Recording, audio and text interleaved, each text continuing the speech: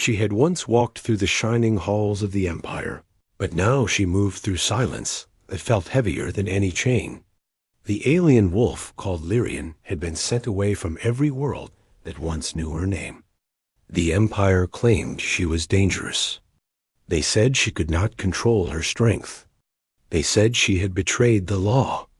None of it was true, yet the rumors followed her everywhere. No one wanted to hear her side, and no one wanted to see that she was tired of fighting.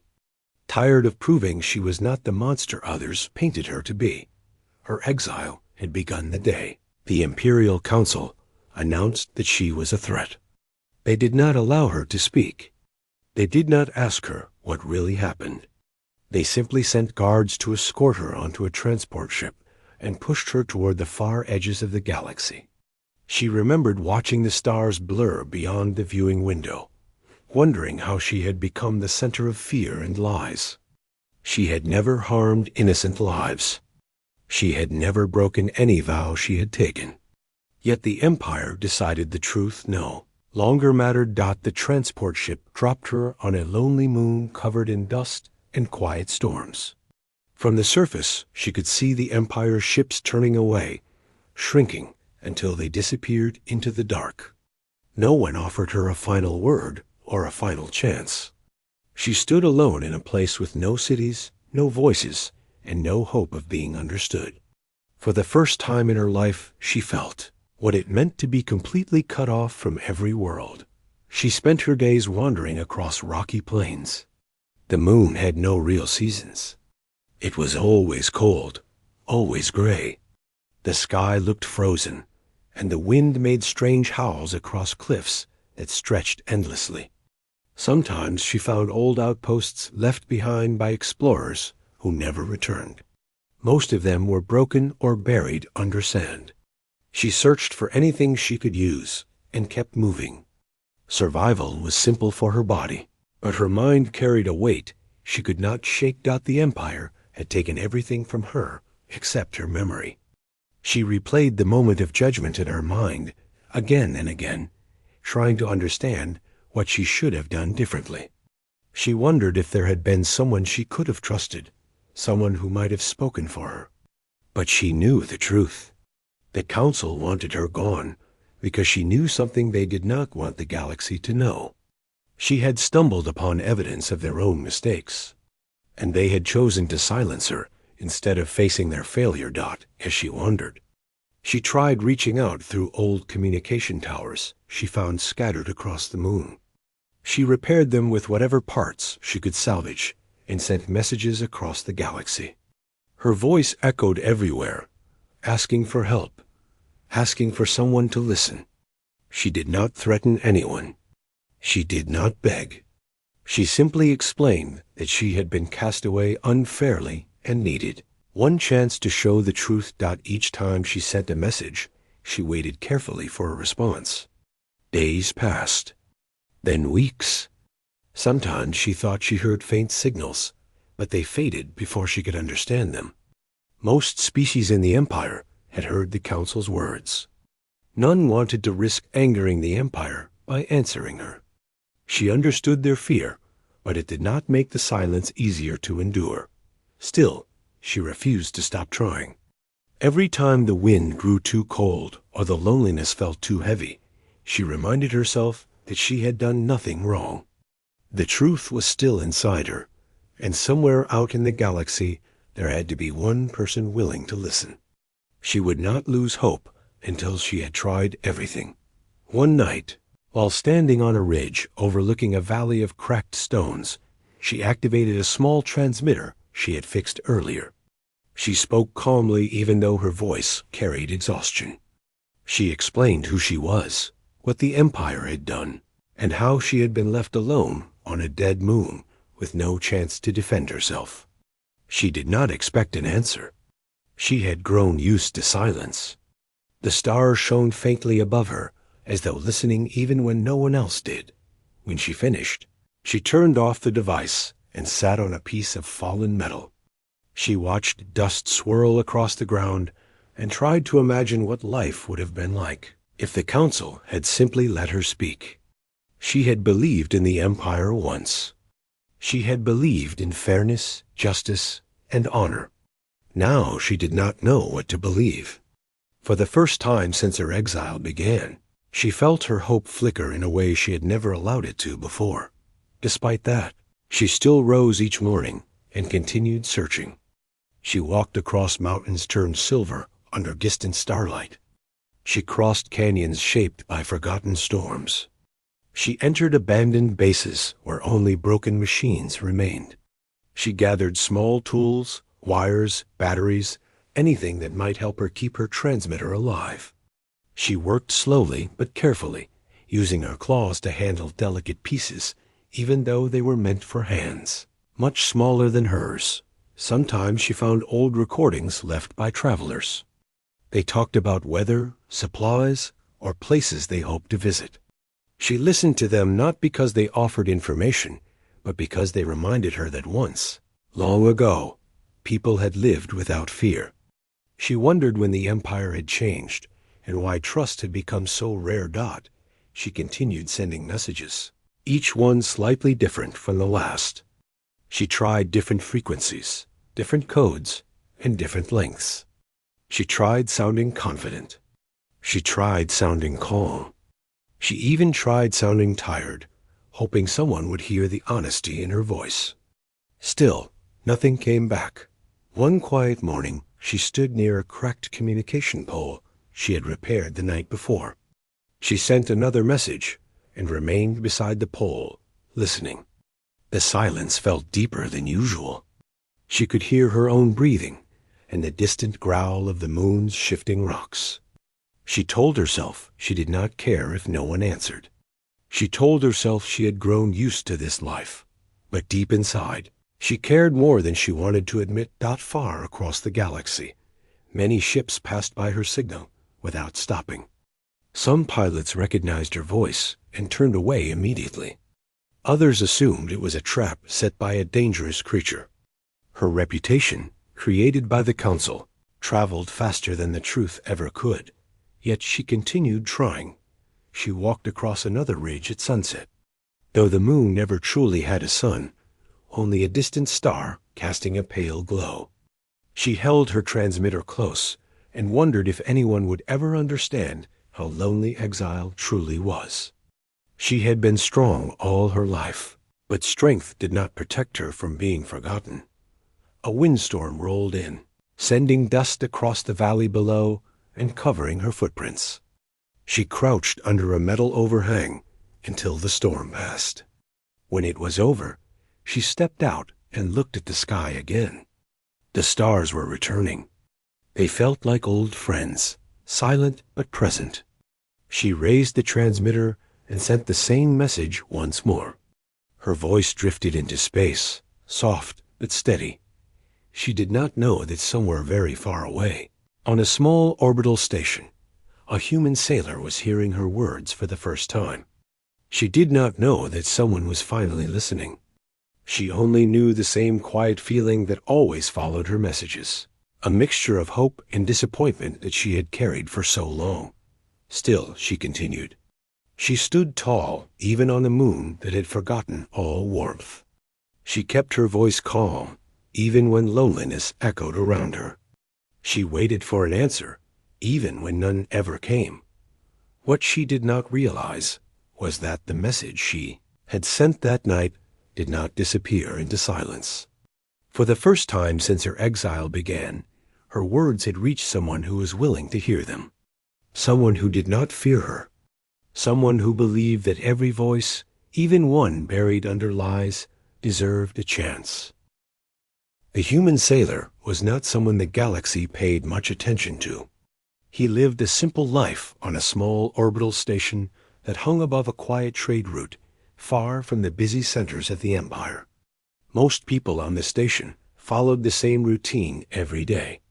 They checked cargo lists, repaired small ships, cleaned the hulls, and waited for the next transport. Life was calm, predictable, and almost dull. But he didn't mind. Peace was rare in the galaxy, and he had learned to appreciate it.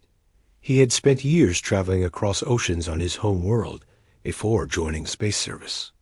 The sea had taught him that even the quietest places could hide storms, and even the smallest signals could carry great meaning.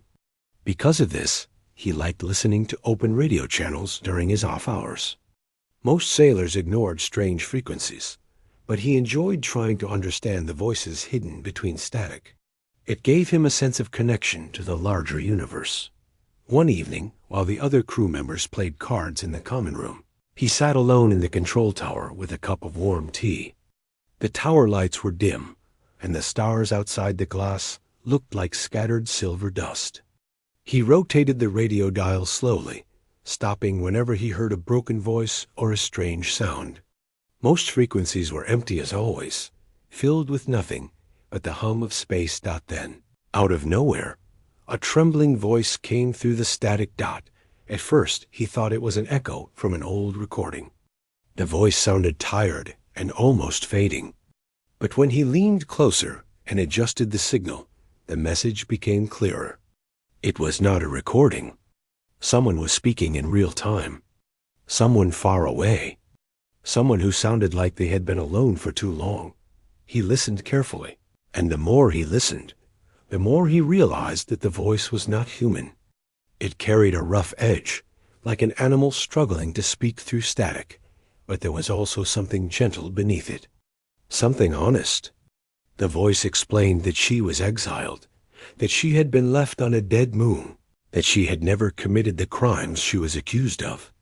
She did not sound angry. She sounded exhausted, broken, still trying. He sat back in his chair, staring at the glowing radio panel. Most people would have switched the channel the moment they heard a non-human voice, especially one linked to a dangerous reputation. The Empire had spread many warnings over the years, telling citizens to stay away from a certain alien wolf. They said she was capable of destroying ships, stations, even whole colonies. They said she had turned against the Empire and refused orders. They painted her as a creature without control, without loyalty, without reason. But the sailor didn't hear any of that in her voice. He heard fear. He heard sincerity. And he heard someone holding on to hope with the last bit of strength she had left. He replayed the message twice more. Each time, he caught details he had missed. The way her voice shook when she mentioned the council. The way she paused before saying she had done nothing wrong. The way she tried to sound brave, but could not hide the loneliness behind her words. It didn't feel like a trap. It didn't feel like a trick. It felt like a plea. He saved the frequency and leaned forward, adjusting the lens of the observation window. The stars in the distance looked cold, but now they felt different, as if one of them was calling to him. He took a long breath and opened the station's search system. He typed in the coordinates hidden in the signal. The system blinked for a few seconds before displaying a forbidden zone warning. The place was far, isolated, and marked as an exile region. No civilian ships allowed. He sat in silence for a moment, knowing exactly what that meant. If she was truly there, then she had been speaking to empty space for months, maybe years. Nobody had answered. Nobody had cared enough to listen. The Empire had made sure her voice reached no sympathetic ears. He turned off the alarm warning and reread the location. A small, cold moon on the edge of a forgotten star system. No trade routes. No colonies. No rescue ships. Nothing. Just an exile ground.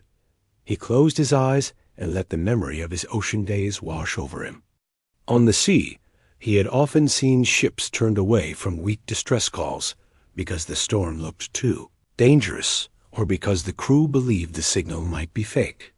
But he had also seen what happened when someone ignored real cries for help. He had seen lives lost simply because no one wanted to take the risk. He had promised himself long ago that if he ever heard a voice that sounded truly desperate, he would not turn away. When he opened his eyes again, the decision was already made. He stood up, grabbed his jacket, and walked toward the docking bay. The hallways were quiet at this hour. Most workers were half asleep or finishing late shifts. No one noticed as he walked past. He reached his small personal ship, a simple vessel with scratched metal and old engines, but still reliable. It wasn't built for battle or speed, but it could travel long distances if guided carefully. He placed his bag inside and checked the fuel levels. Enough for a long journey if he avoided unnecessary burns. He checked the oxygen supply. Enough for one person for many weeks. He checked the navigation system. It flickered, but it worked. He sat in the pilot's seat and hesitated just once. He knew what would happen if the Empire discovered what he was doing. He could lose his position. He could lose his ship. He could even be banned from returning to any Imperial station. But the thought of that frightened him far less than the idea of doing nothing. He whispered to himself, "If I don't go, who will?" He typed in the Forbidden's coordinates. The system blinked red again, warning him that entering the zone was strictly prohibited. He ignored the warning and pressed confirm. The ship hummed, lights flickering as the engines prepared for departure. For a moment, he wondered who the alien Wolf truly was. He had never seen her species in person, only heard tales he no longer trusted. He wondered what she looked like after years of exile, how she survived, and why the Empire wanted her voice buried so deeply. He wondered how someone could still sound hopeful after experiencing so much loss. Whoever she was, she deserved to be heard. The docking bay doors opened slowly, revealing the quiet stretch of space beyond. Stars glimmered like distant sparks. The trade route lights blinked faintly behind him. He took one final breath and guided the ship forward. It drifted away from the station, moving into the darker regions of the galaxy, where fewer ships traveled. He kept the radio tuned to her frequency the entire time. The static came and went, but now and then he heard short pieces of her voice. Sometimes it sounded like she was repairing her equipment. Sometimes it sounded like she was talking to herself just to stay sane. Once, he heard her say something softly, almost like a whisper, as if she believed no one was listening. He whispered back, though she could not hear him yet, "You're not alone anymore." Hours turned into days as he traveled deeper into untouched space. The stars around him grew dimmer. The silence grew thicker. But he did not feel afraid. He felt as if he was following a current, just like the old days on the sea. The kind of current that guided sailors towards someone who needed them. The closer he got to the Exile region, the more he felt a strange certainty building inside him. He did not know the full truth. He did not know what awaited him on that lonely moon. But he knew one thing with absolute clarity. The lonely moon came into view like a cold gray stone floating in endless darkness. The sailor ship moved slowly toward it, its engines humming softly. He stared through the front window, feeling a mix of tension and determination. He had traveled for days, following the weak signal of someone who had been forgotten by the entire Empire. Now he was finally close enough to land. But as the moon grew larger, he felt a small fear rising inside him. He wondered what kind of creature he was about to meet. He wondered if she would trust him, or if she had been pushed so far that she no longer trusted anyone at all. He lowered the ship toward the surface, and the ground below looked rough and uneven. Rocks covered the land like broken pieces of a shattered world. There were no trees, no water, no signs of life. Only dust swirled from the ship's landing jets as he slowly touched down on a flat patch of ground. The moment the ship settled, the silence outside felt heavy, like the moon itself had been waiting for something for a long time. He sat still for a moment. The air inside the ship felt warm compared to the sharp cold he saw beyond the window. His heart beat a little faster as he grabbed his backpack and slipped on a thick jacket. He checked his small handheld scanner, making sure it could track movement nearby. He wasn't carrying weapons. He didn't want to approach her with fear. He wanted her to know he had come as someone who listened, not someone who judged. When he stepped out of the ship, the cold hit him immediately. The air was thin, and the dust beneath his boots moved in small clouds. The sky was dark, except for a faint light from a distant star. The world felt empty, and yet he knew he wasn't alone. Somewhere out there, she was watching.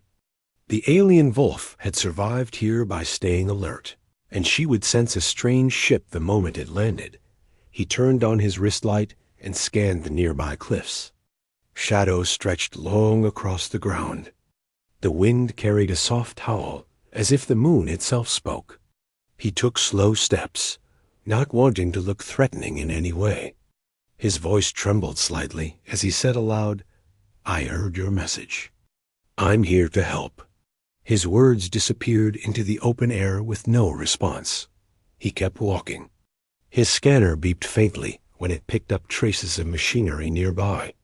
Maybe she had been fixing old equipment again. Maybe she was watching him from a high ridge. The idea made him cautious, but not afraid. He had come this far because he believed her voice. Now he had to show her he meant no harm. He reached an old communication tower standing crookily in the middle of a rocky plain. Its metal edges were rusted, and half the wires hung loose.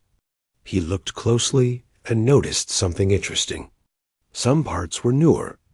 Not new as in brand new, but repaired by someone with skill. He saw claw marks on a few panels, but they weren't aggressive. They were careful, precise. She must have spent hours keeping this tower alive, just to send her voice into space. He touched one of the repaired panels gently and whispered, "You've been working hard." Suddenly, a low sound came from behind him. Not loud, not a growl. More like someone breathing out after trying to stay hidden for too long. He slowly turned around. At first, all he saw were shadows shifting near a group of rocks. Then, slowly, a large shape stepped forward. His breath caught when he saw her clearly for the first time. She moved with the grace of a wild creature, her fur dark and rough from months of storms. Her eyes glowed faintly under the dim starlight, sharp and aware. She looked strong, but tired, worn out, like someone who had fought far more battles inside her heart than outside. She stopped a few steps away from him, watching him with caution. Her body was tense, ready to leap or defend if necessary. But she didn't attack. She didn't growl. She just stood there, waiting to understand who he was and why he had come. He forced himself to breathe slowly. He raised his hands slightly, not as surrender, but as a sign of peace. "I'm the one who heard your message," he said quietly. "I followed your signal. I'm not with the council. I'm not here to hurt you." Her ears shifted slightly, as if trying to catch every word. She didn't move closer, but she didn't back away either. He continued, "I believed your voice because it sounded honest. I didn't come for reward or orders. I came because you asked for help." For a long moment, nothing happened. The wind passed between them, carrying dust across the ground. Then she spoke. Her voice was rough, shaped by a throat not meant to speak human language, but it carried clear meaning. "Why," she asked softly, "would a human come here?"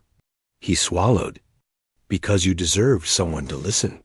Her eyes blinked slowly, and he noticed a small shake in her shoulders. Not fear, not anger. Something else. Something like disbelief. As if she couldn't understand why anyone would cross the galaxy just for her voice. She stepped closer by one single step. She didn't look like the dangerous creature the Empire described. She looked like someone who had been pushed away and left in silence too long. Her fur was matted in some places from the harsh storms. Her front leg had a small scar, likely from repairing dangerous old machinery. Her breathing was slow and uneven, like someone who had learned to survive, but not to rest. She asked again, "You are not afraid of me?" He shook his head. "No, You didn't sound like a monster when you spoke." Her gaze softened just a little. She looked at him as if she were searching his face for lies. But all she saw was sincerity. He wasn't pretending. He wasn't brave in a loud, heroic way. He was just someone who believed in giving others a chance. She finally sat down, lowering herself onto the cold ground. It wasn't an act of weakness. It was a sign that she was choosing to trust him, even if only a little. "No one ever answered," she said quietly. "You are the first." He nodded. "I know. I saw the warning signs. The Empire wanted to keep you silent." Her ears lowered slightly. "They fear what I know. They fear their own truth." He stepped forward slowly, careful not to move too quickly. "Then tell me everything. I came here to listen." For the first time since he arrived, her eyes no longer looked like the eyes of a hunted creature. They looked like someone remembering what hope felt like. She shifted her gaze toward the broken communication tower and said, "Come with me. It is safer inside." He followed her across the rocky plain, and she guided him toward a small cave beneath a cliff. Inside, she had created a place that felt more like a shelter than a prison. She had built tools from old machines, arranged wires carefully, and stored batteries she had collected from abandoned bases. He could see how hard she had worked to stay alive, not just physically, but emotionally. As she settled near the entrance, he sat across from her. The silence between them felt different now. It wasn't heavy or cold. It was the kind of silence two people shared before starting a story that mattered. She began to speak, her voice soft and steady. She told him how she discovered information the Empire wanted hidden. She told him how they blamed her for their own mistakes. She told him how they used fear to paint her as a danger. She told him how they sent her here without giving her a chance to explain. He listened to every word. He didn't interrupt.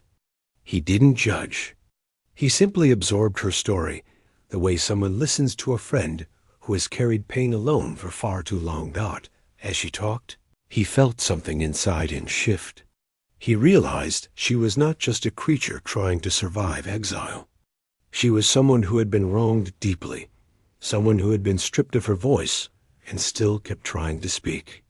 Someone who deserved far more than silence. By the time she finished her story, the dim light outside had faded even more. But inside the cave, the air felt warmer, almost peaceful. He spoke gently. "You don't have to be alone anymore." She looked at him, her eyes no longer guarded. For the first time, he saw trust shining through. "You came," she said softly, "when no one else would." He nodded. "And I'm not leaving without helping you." For the first time since her exile, she believed those words. And for the first time since he left his station, he felt certain he was exactly where he needed to be. The cave felt warmer than the cold world outside, but the sailor could still sense the weight of years hidden in every corner.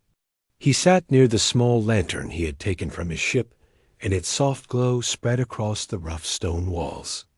The alien wolf sat across from him, her large shape partly in shadow.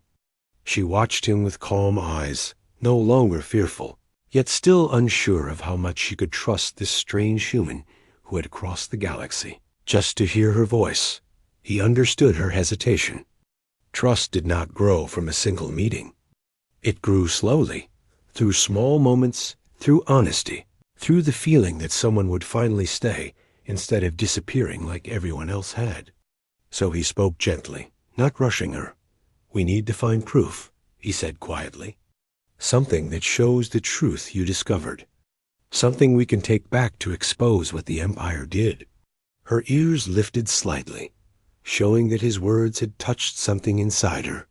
She shifted a little closer to the lantern light and said, "There is proof. I hid it when I was brought here. I feared they would take it from me." He leaned forward. "Where is it?" She lowered her eyes for a moment, as if remembering the day she was exiled. Then she looked up again. There is an old research base far from here, deep under the ground. The Empire abandoned it long ago. Before they left, they stored files that reveal their mistakes. I found them while searching for shelter. Those files are the reason they sent me away." He nodded slowly. "And you think they're still there?" She exhaled in a tired breath. "Yes, but the base is dangerous. Old traps. Old machines. Not all of them are broken." He gave a small smile. "Good thing I didn't come all this way to turn back." Her eyes softened. She had expected fear, maybe doubt, but he showed neither. She grew quiet for a moment, then said, "We move at first light. The storms outside are strong now." He looked toward the cave entrance. The wind outside sounded like countless whispers. Dust swirled so heavily that even the floor shook slightly. "How long do the storms last?" "Sometimes hours," she said. "Sometimes days." He nodded and leaned back against the wall, trying to relax. She watched him quietly, and he could feel the weight of her gaze. It was not threatening. It was thoughtful, as if she were trying to understand a human mind after years of believing she would never speak to one again.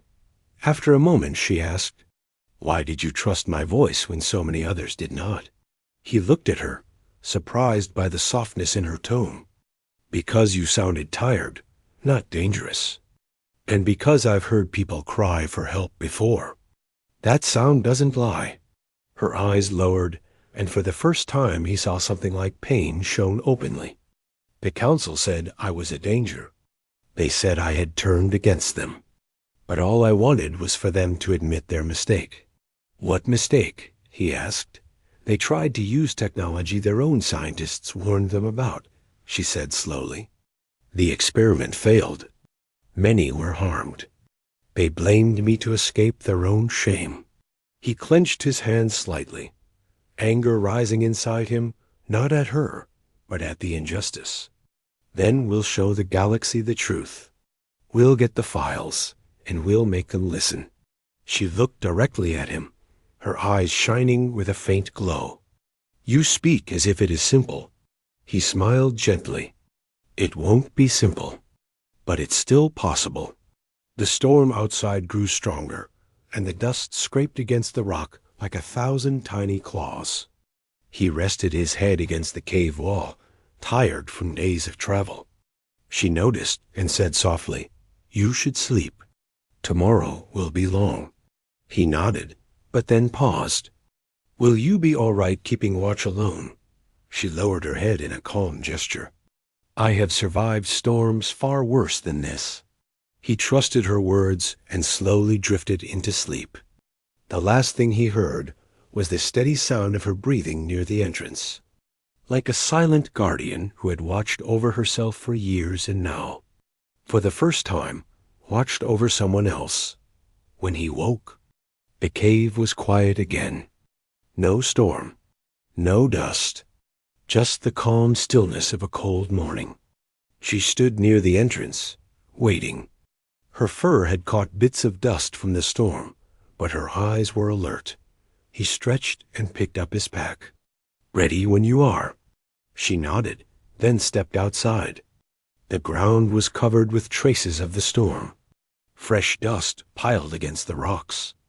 The skies above were pale, the weak star giving just enough light to guide them. He followed her across the rocky plains, careful to keep pace with her long strides as they traveled. He noticed small signs of her life on the moon, footprints near old machinery, marks on stones where she had sharpened tools, remnants of shelters she had built before finding the cave. Each small trace told him how long she had been alone and how much effort survival had demanded. They walked for hours. The silence was steady, broken only by their steps. Eventually, she pointed toward a distant slope. "The base lies below that ridge. The entrance is hidden." "How far underground does it go?" he asked. "Very deep," she replied.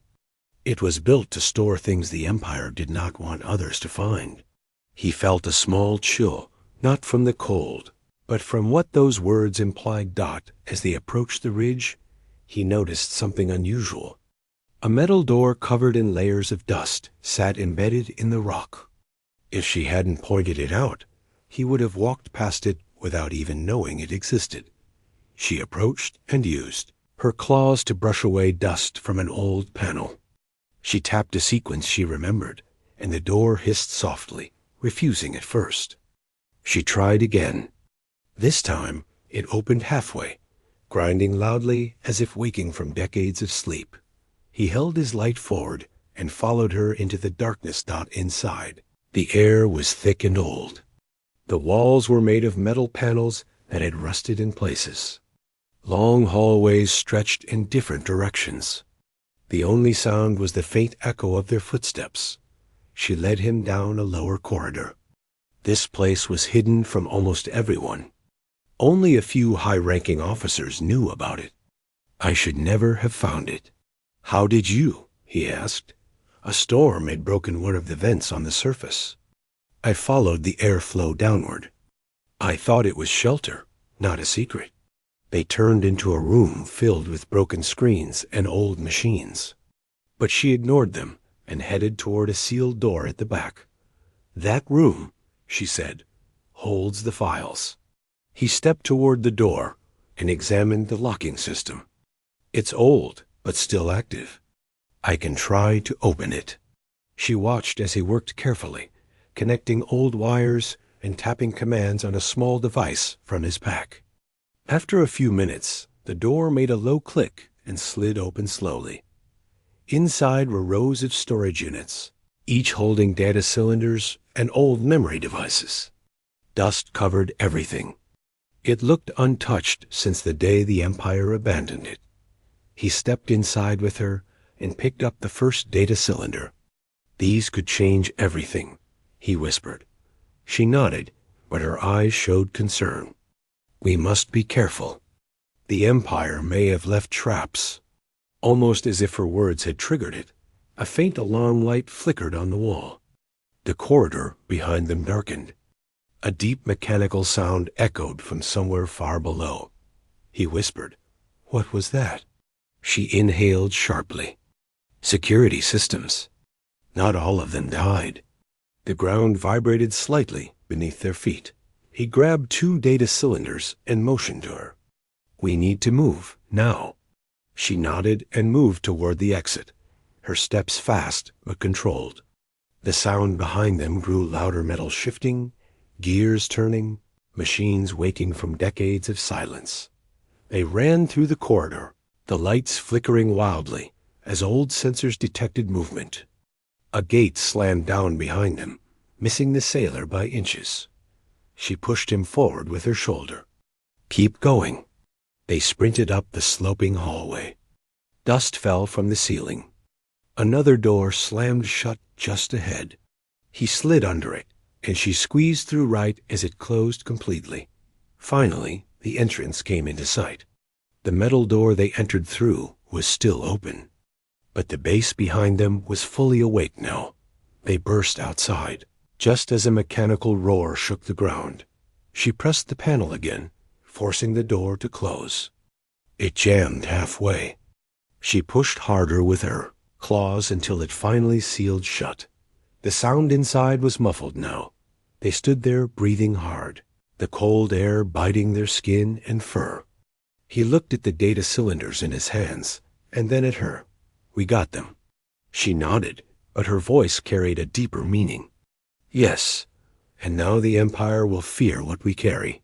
He met her eyes steadily. Then we'll protect it. We'll face whatever comes. She looked at him with something that resembled hope, real hope, for the first time since he arrived. You should know, she said softly. I could not have done this alone. He smiled. Good thing you're not alone anymore. They began the long walk back toward his ship, carrying proof strong enough to shake the entire Empire. Together. He did not sleep the night. The truth finally went out into the open. He sat in his small ship, waiting, listening to the quiet hum of the engines and watching the message logs update one by one. Every signal they had collected, every hidden file he and Lyrian had decoded, every voice recording from the abandoned stations had been sent to neutral channels where the Empire could not erase anything. He knew the Empire would try to deny it at first, maybe even accuse him of spreading lies. But he also knew the evidence was too strong this time. It was not a rumor or a guess. It was clear, simple, direct truth. Lyrian waited near the communications panel. She had not spoken much since the transmission was sent. For someone known across the galaxy as the deadliest alien wolf, she looked strangely still, almost like she was afraid to breathe. She had carried the weight of those accusations for so long that even now, when hope finally showed itself, she didn't know how to act. She kept asking herself if believing in hope was safe or foolish. For a long while, nothing changed. No new ships appeared. No new orders arrived. The Empire stayed silent. The silence made both of them uneasy, but Rowan, who had dealt with storms at sea and the long nights of space travel, understood that silence could also mean something big was happening behind the scenes. He told Lyrian softly that the truth always takes a moment to shake a powerful system, but once it starts moving, nothing can stop it. Then, hours later, the first response came. It was not from the Empire. It was from small stations on the borders, from ordinary travelers, from independent groups who had received the evidence. People began to talk about how the Empire had gone too far. They shared Lyrian's story, shared Rowan's transmissions, shared all the hidden files that proved she was punished for a mistake she didn't commit. Some stations even played her recordings where she had begged just to be heard. People were shocked to hear how calm and sincere she sounded. She did not sound like a beast at all. She sounded like someone who had been trying to defend herself for years. The pressure grew so fast that the Empire had no choice but to react. At first, they claimed the story was misunderstood. Then they claimed the exile was temporary. But they could not hold that line for long. Too many voices were challenging them. Too many groups were demanding answers. Finally, messages came directly to Rowan's ship from Imperial channels. They sounded cold at first, formal, almost trying to hide their discomfort. They announced that Lyrian would no longer be considered a threat and that her exile had been lifted. The words felt unreal. Lyrian stood quietly, trying to understand what it meant. Rowan watched her, waiting for something to show on her face. When she finally realized that she was free, she didn't roar or cheer. She simply closed her eyes and took a long breath, as if she had been holding that breath for years. That tiny moment carried more emotion than any dramatic reaction could. The Empire also ordered Rowan to bring her to the nearest official station for a proper review. He knew it was only a formality now, but he still worried about her safety. Lyrian noticed his concern and assured him she felt ready. She had proof, he had proof, and now they had an entire network of supporters behind them. The journey to the station took several hours. During that time, they talked about small things.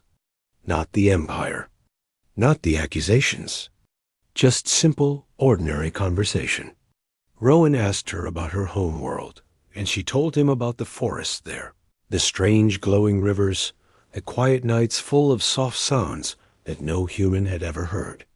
He told her about Earth's oceans, about storms that shook entire ships and sunsets he could never forget. It felt peaceful, like two people exchanging memories after years of loneliness. When they landed at the Imperial station, the atmosphere was completely different from what Rowan expected. There were no armed guards, no angry officers. Instead, the people waiting for them looked uncertain but curious. They looked at Lyrian not with fear, but with a sense of guilt, as if they now realized the mistake their leaders had forced onto her. Officials spoke with her carefully and respectfully. They reviewed the evidence Rowan had sent. They asked her gentle questions. For the first time in years, She felt like someone was actually listening to her. When the review ended, the officials apologized, something the Empire rarely did. They admitted that their internal systems had failed her and promised new measures, so such injustice would not happen again. Lyrian did not say she forgave them. She simply nodded. She did not need to express her emotions loudly. Her calm acceptance was enough for the moment. Several reporters tried to approach Rowan, asking if he had risked everything for fame or reward. He told them that he never wanted anything in return. He had responded to a distress call because he believed someone needed help. He had risked his ship and his position because he could not ignore someone who had no one left to speak for her. He said anyone should do the same in his place. His words spread as widely as the evidence had. People admired him, not as a hero, but as someone who did the right thing when it mattered most. Lyrian was offered a new place within the Empire, a chance to rebuild her life. But she was unsure. She had spent so many years believing everyone hated her that now, even with freedom, she did not know where she belonged. She asked Rowan what she should do. He told her she should choose a path that made her feel alive again, not a path that simply erased her past. For the next few days, she explored different worlds and spoke with people who once feared her. Many told her they were sorry.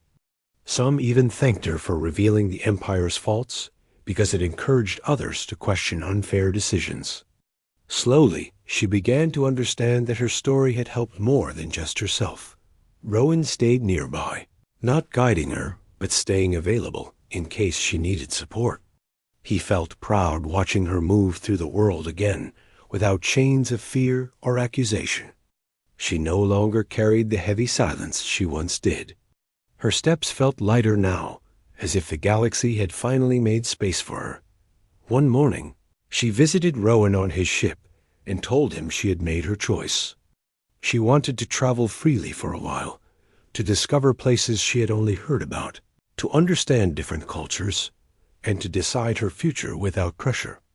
She told him that being alone no longer frightened her, because she no longer felt abandoned by the universe. Rowan understood completely.